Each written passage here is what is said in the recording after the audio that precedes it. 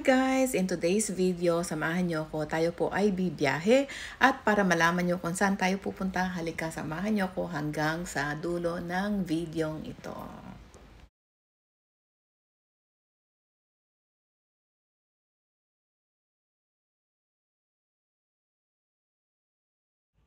All by myself ako guys today kasi wala si Apa, nasa Pilipinas siya ngayon, so tayo lang ang bibiyahe.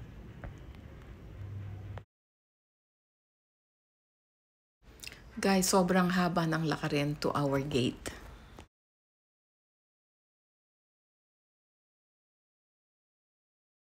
And there you go guys, finally boarded and we are up in the air. Let's say bye-bye to Los Angeles. We shall see you in a week.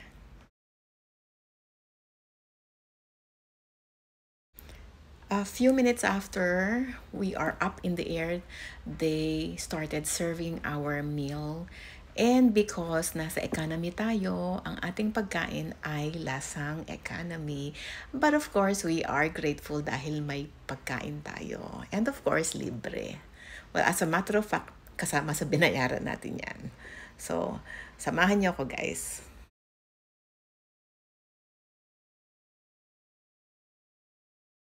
6 hours later guys, we are finally landing in Hawaii for a short layover. So ayan, hello Hawaii.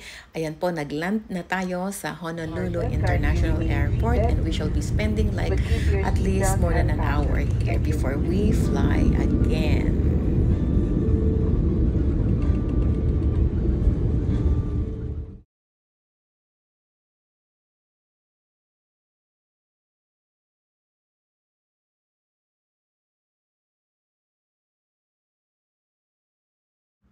At ayan guys, after more than an hour of layover sa Hawaii, nasa Himpapawid na ulit tayo. Ayan, ready for our next destination.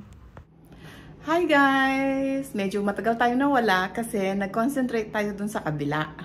So ngayon, babalikan na naman natin si Whitey at dito tayo mag-concentrate. And today's video guys, papakita ko sa inyo ang aming adventure trip. I flew in from US. Tapos nag-overnight kami dito sa Bangkok and then we are flying to Vientiane, Laos.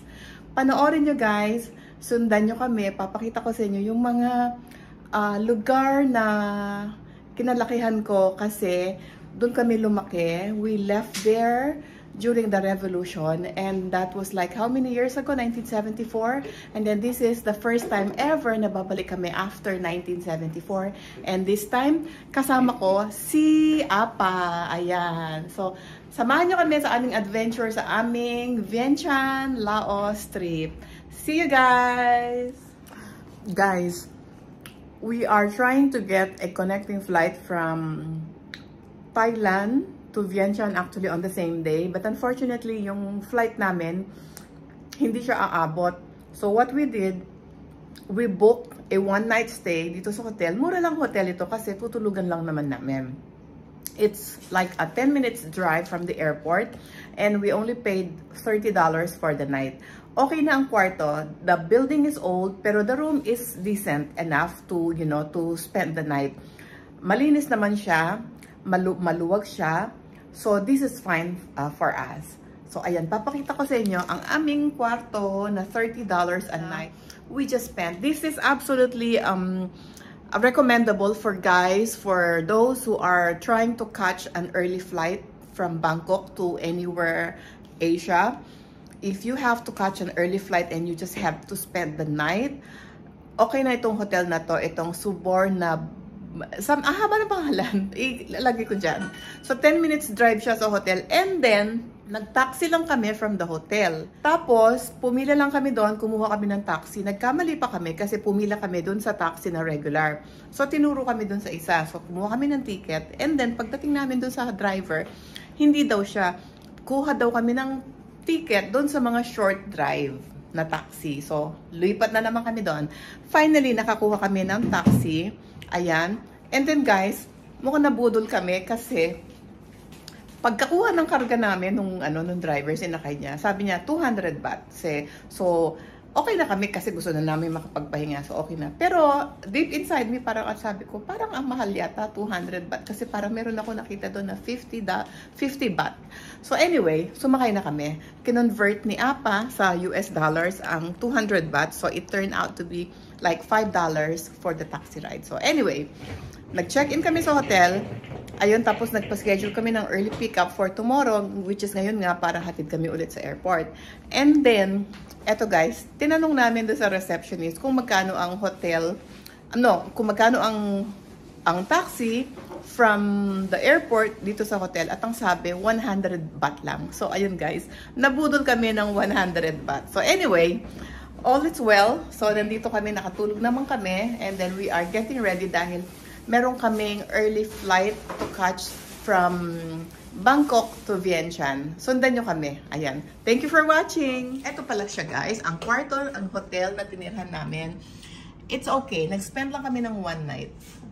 It's a decent room. It's a decent hotel and affordable kasi tutulungan nyo lang naman eh. So, 8 o'clock ng umaga, alis na kami rito. Nagpa-schedule kami ng pick-up. Yan guys, naka-rollers pa ako. So guys, kung nanonood kayo at hindi pa kayo subscribe dito sa channel ko, you might wanna consider subscribing para tulungan nyo kami lumaki ang aming mga followers. Ayan. Sa mga hindi po nakakakilala sa amin, kami po ni Rolette ay husband and wife who retired like 2 years ago in our early 60s. At ang ginawa namin, nag-travel kami. Guys, ayan. So, ini-enjoy namin ang travel while we still can, while kaya pa ng aming mga tuhod. Kasi pag tumanda na tayo at nag-retire ka, paano ko pa mag-enjoy kung marami ka nang nararamdaman? We are in the shuttle bus now. We are heading to the airport, and for the shuttle from the hotel, it only cost us like 100 Thai baht, which is equivalent to $2.97 in US dollars. Not bad. Heading to the airport now, like I said earlier, we decided, we chose this hotel. I found this hotel actually sa Expedia, but binerify ko muna siya sa American Express Travel kung pareho ang rate. So, $30 just to spend the night is not that bad kasi we have to catch an early flight flying to Vientiane from Bangkok. That's why this hotel is the best. Hindi siya malayo, very convenient, and the room is okay.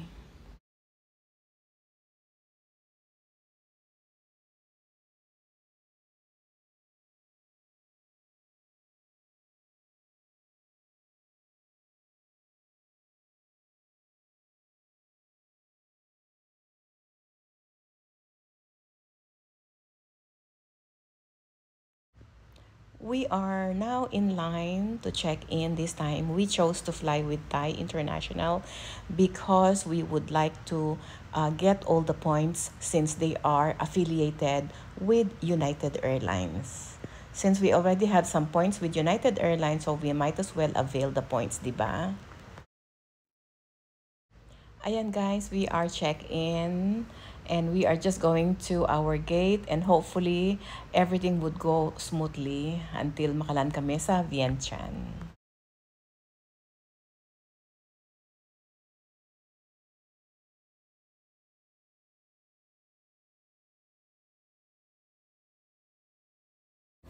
Ayan guys, punta na kami for inspection na kami, and then through immigration.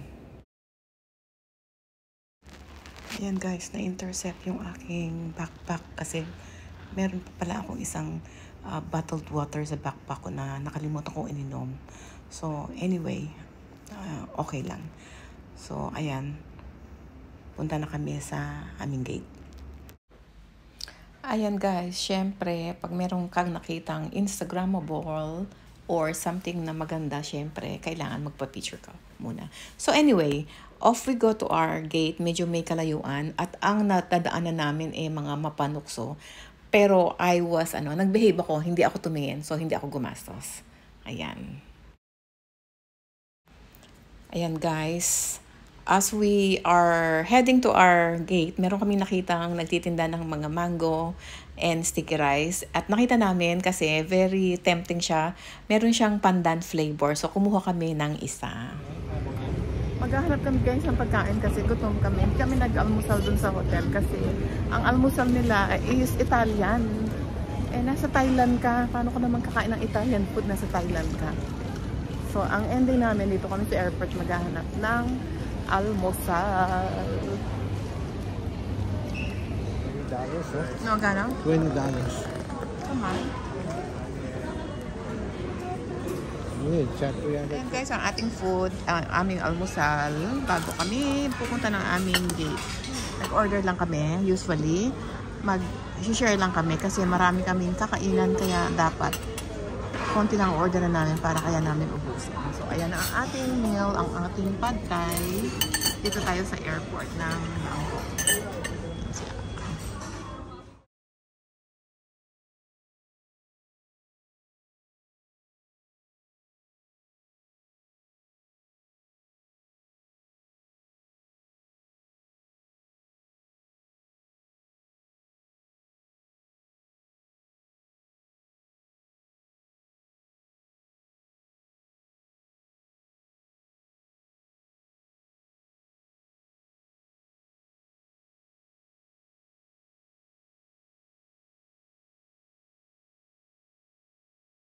Ayan guys, tapos na kaming kumain. Nakaraos na ang aming almusal.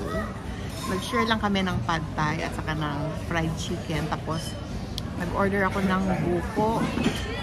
Si Apa tubig. Magkano binayad mo?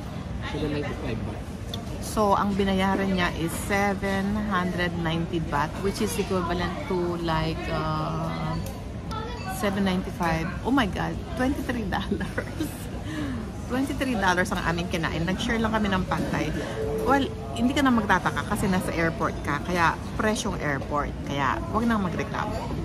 And guys, so, samahan nyo kami ha. Tuloy-tuloy ang ating paglalakbay sa Laos. Kung saan kami lumaki at nag-aral hanggang grade 5. Umalis kami ng Laos nung nagkaka-revolution. So, halos doon kami nag-start ng aming grade school.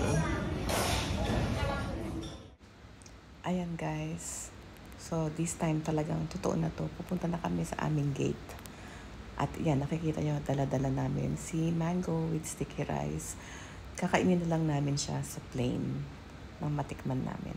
Maraming mapagkakainan dito guys. Pero, syempre, alam niyo naman, pag airport, presyong airport ang mga pagkain. Lahat mahal. So, hanggang tingin na lang kami guys.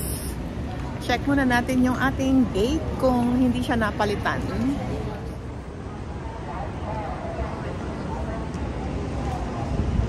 Off we go to ating gate. Lamig guys, airport. Maghahagdanan kami guys para ma-exercise naman.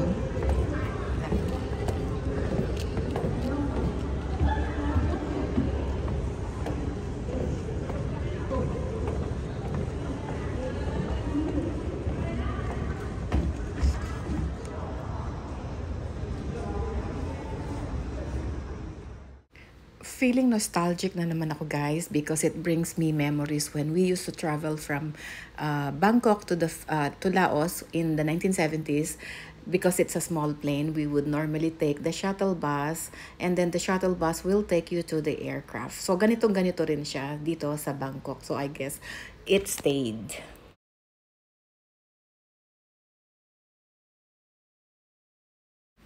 Ayan ang ating bus na magdadala sa ating aircraft. So I guess wala siyang tube. So we will have to take the steps. Sa bus na kami guys, we're just waiting for the bus to get filled up and then they will finally take us to the aircraft.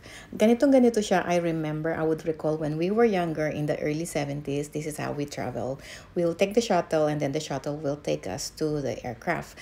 And then one more thing na I would like to share guys, since we are US citizens, Laos are requiring US citizens to get a visa when they visit Laos. You can either get a visa apply a visa online, or you can get it upon arrival. So we decided we will just apply for the visa upon our arrival in Vientiane, Laos. Ayan. And this is our actually second time to fly Thai Airways. Yung first naming Thai Airways is when we went to Phuket, Thailand, and this time we are flying to Vientiane, Laos via Thai Airways. Welcome on board. Thank you. ขอบคุณนะคะ สวัสดีค่ะ The boarding pass please. Thank you. Welcome on board. Here, this one is for you. Thank you. The immigration form please. Thank you. เชิญเลยค่ะ สวัสดีค่ะ At ayan guys, ang upuan namin is way over sa dulo. But we're not complaining. Ang importante ay makarating kaming safe and sound. And like I said earlier, ayan, nag-fill up na ako ng immigration form before we land sa Laos.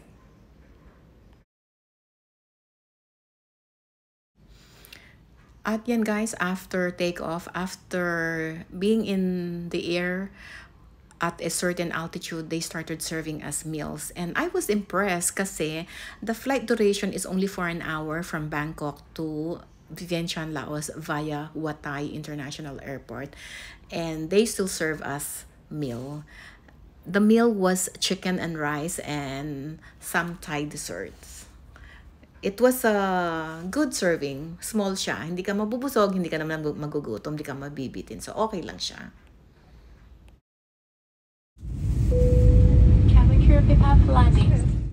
Ayan guys, o diba nakita nyo naman, kumain lang kami ng konti, uminom lang ng konti, at ngayon maglaland na kami sa Vientiane, Laos. Ang bilis, diba?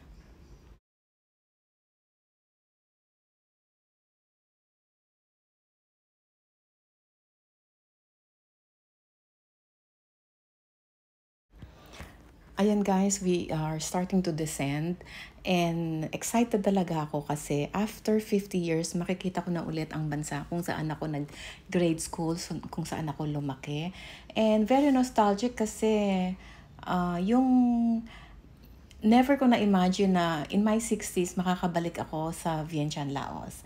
And also, isa pa kaya kami nagpunta ng Laos ay kasi gusto ko rin meron kaming tatagpuin na isang sikat na vlogger. She is actually a Filipina but she is based in Luang Prabang in Laos. So, kikitain namin siya. And para malaman nyo guys, ang Laos is like the Philippines also. Ang weather nila may maulan, mainit, at very humid din siya.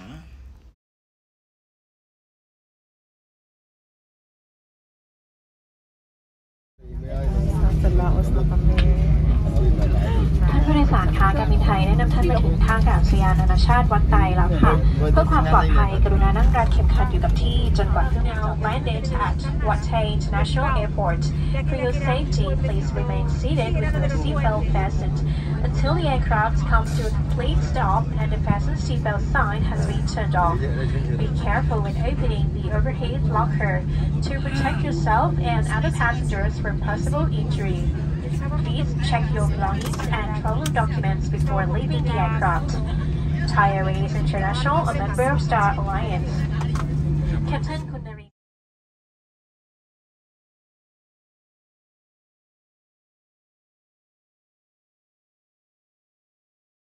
Alright guys, Laos na kami. We made it in Laos. Ayan, lalabas na kami. Ayan guys. Oh my God! Nangingilabot ako guys kasi after 1974, nandito na ako ulit sa Laos and this time kasama ko si Rolet. Ayan. Oh my goodness. Wow. Papadi. Anong masasabi mo sa Laos? Init. Para kang nasa PI. Ayan guys. We are finally in the taxi guys. So kukwento ko sa inyo, pagka-land namin pumila kami kasi di ba sabi ko sa inyo, wala kaming visa for Laos. Since we are a blue passport holder, required nila ang US citizens na kumuha ng visa. So actually nakatipid pa kami kasi balak namin sana kukuha ng e-visa which cost us like $51 kung gagawin mo online.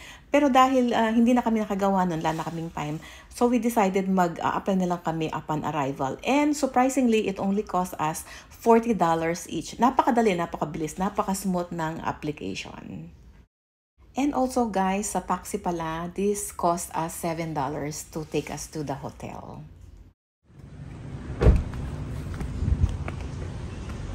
Guys, andito na kami. Ito ang hotel namin.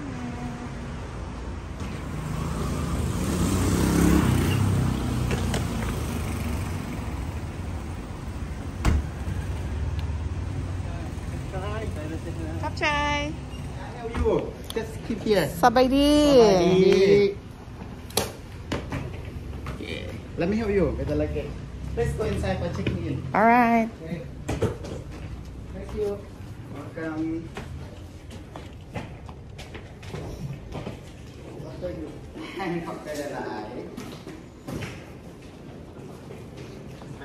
Sabay di! Guys, may welcome drink kami. Ayan o. A driver and a van. You have? Yes, we have in our hotel. Okay, we're gonna take you to us around the city. Mostly in our city tour is 6 places, like almost the temple and the city, like Victory. I want to go to Patuksay. Exactly, we including that. Okay. Patusai, Tat Luang, Hor Pakel, Sisaket, and the Cope Center, like Lao or something, history of Lao. So we can visit that all in Yeah, today? yeah. Ayan guys. Saan yung room pa? Ayan.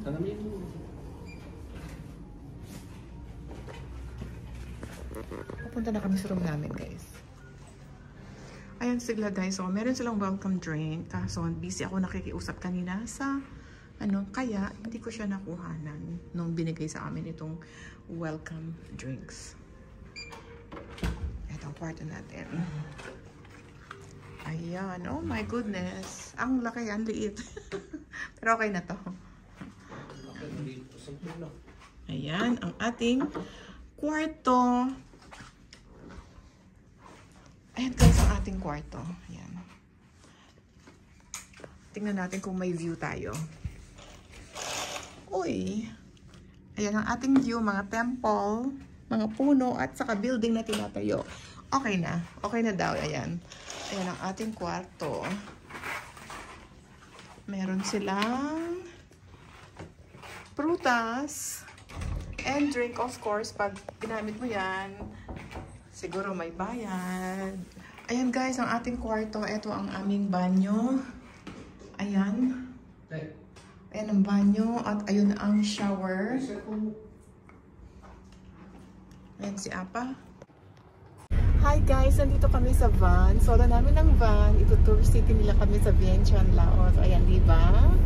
Ang galing. So far so good. Everything is smooth. And then, ayan, meron kami